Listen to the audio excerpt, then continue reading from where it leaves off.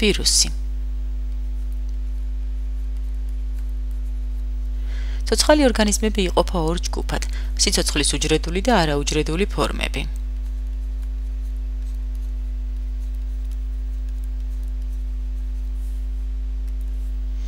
არაუჯრედული ფორმებია ვირუსები.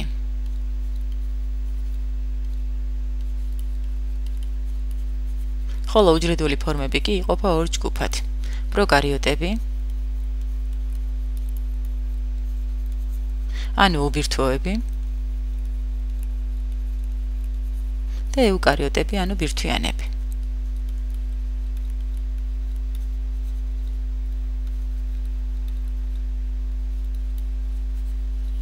კლასიფიკაციის სქემიდან ჩანს, რომ ვირუსი სიცოცხლის არაუჯრედული ფორმაა. ცოცხალია თუ არა ვირუსი? ამ საკითხმა ბიოლოგებს შორის დიდი დავა გამოიწვია. მეცნიერებს ჯერაც არ გადაუწყვეტიათ მიაკუთვნონ თუ არა ვირუსები ცოცხალ ორგანიზმებს, რადგან ვირუსი არ იზრდება, არ ვითარდება, არ იკვებება,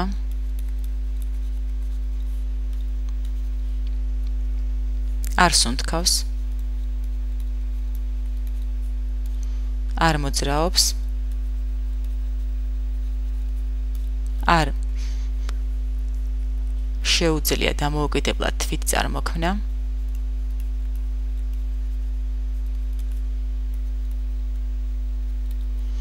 სასიცოცხლო პროცესებიდან ვირუსს მხოლოდ გამრავლება შეუძლია,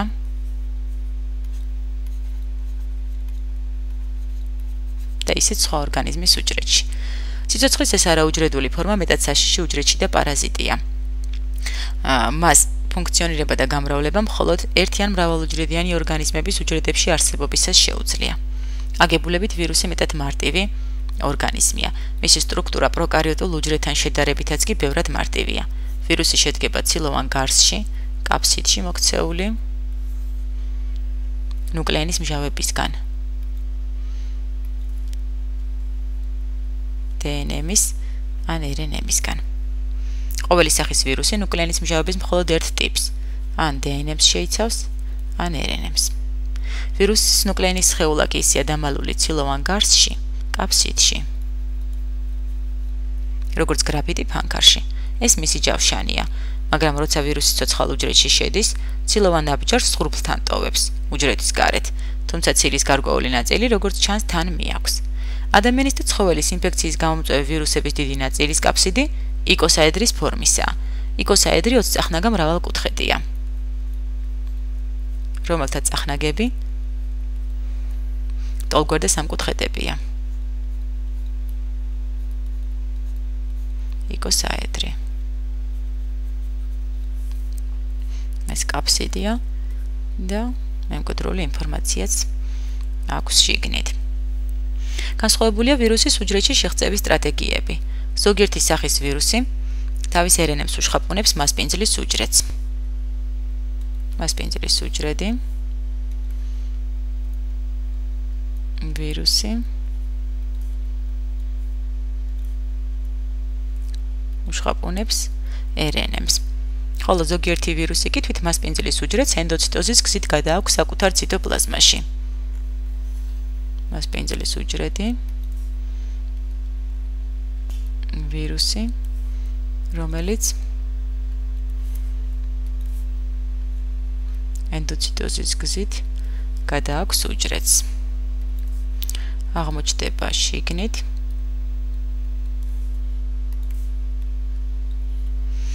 აქ ლიზოსომების გავლენით ხდება უკვე კაფსიდის ცილების დაშლა.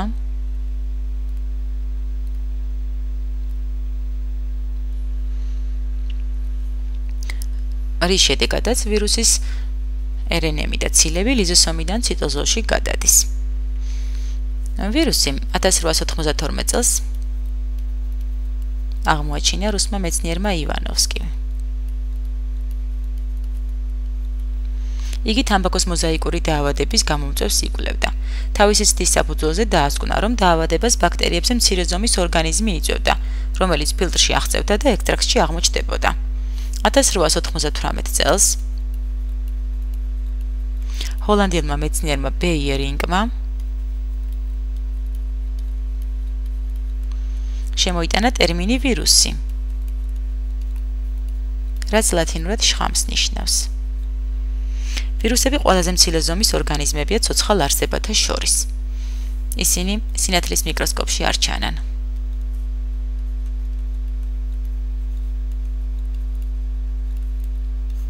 არ ჩანან ვირუსები. მათი დანახვა მხოლოდ ელექტრონული მიკროსკოპით არის შესაძლებელი.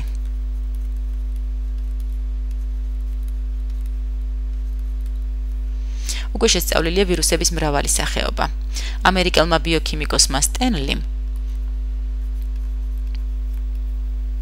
მათი ყველაზე გასაოცარი თავისებურება აღმოაჩინა.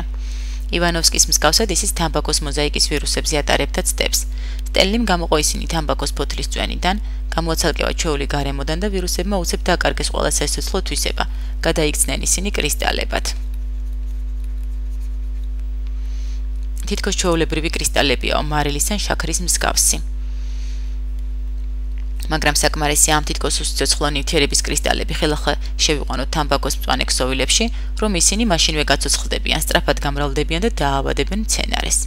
ვირუსები სრულად განსაკუთრებული გზით მრავლდებიან, ასე სხვა არავინ მრავლდება ბუნებაში.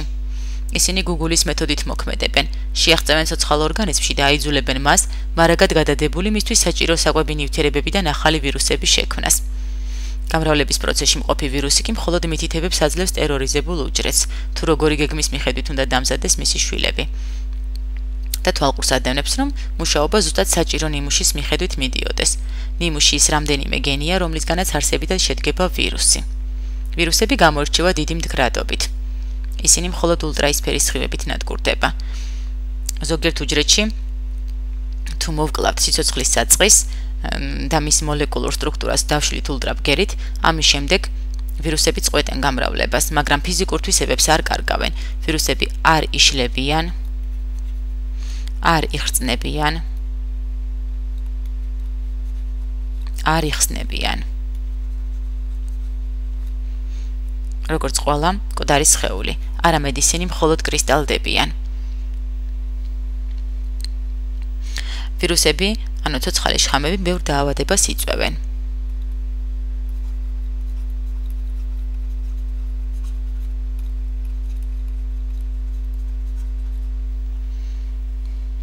ვირუსები აავადებენ როგორც ადამიანებს,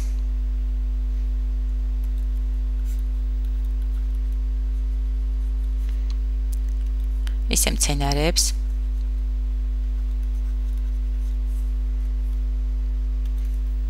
და ცხოველებს.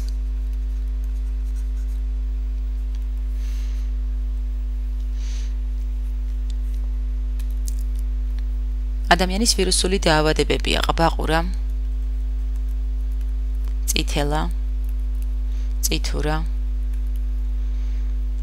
ჩუტყვავილა, გრიპი, ცოფი, პოლიომიელიტი, შიდსი და მრავალი სხვა. მცენარეებში იწვევენ ატმის ფოთლების სიხუჭუჭე, ტიტას ჭრეფურცლიანობა, თამბაქოს მოზაიკური დაავადება.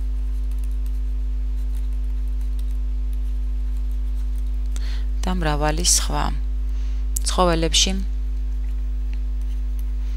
ღორის გრიპი, ქათმის გრიპი, ქათმის ჭირი და სხვა. არსებობს ვირუსები, რომლებიც ბაქტერიებს ანადგურებენ. მათ ბაქტერიოფაგები ეწოდებათ.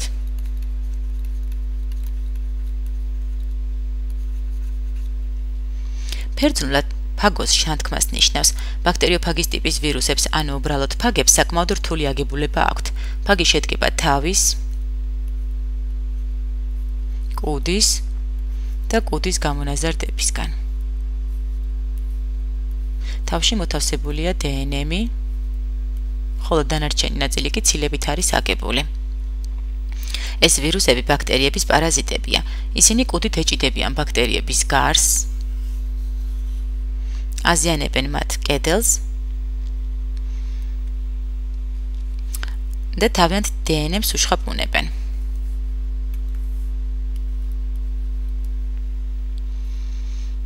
ვირუსის დნმ-ის მეშვეობით ბაქტერიის უჯრედის ხარჯზე მის შიგნით ახალი ფაგების წარმოქმნა იწყება.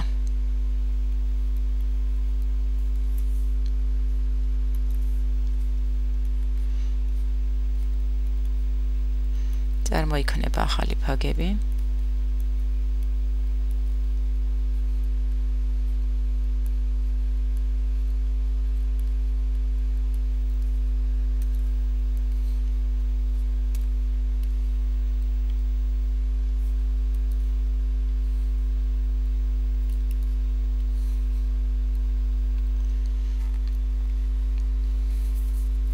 ბოლოს ბაქტერიის უჯრედის კდება და გასამრავლებელი ვირუსები ბაქტერიის ახალ უჯრედებს ასნებოვნებენ.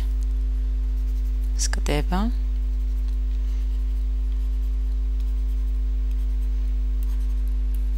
და ბაქტერიოფაგები გარეთ გამოდიან. ჩვენი მეგობარი ბაქტერიოფაგები შთანთქავენ ბაქტერიებს და მათ ეწოდებათ ვირუსთა ვირუსები.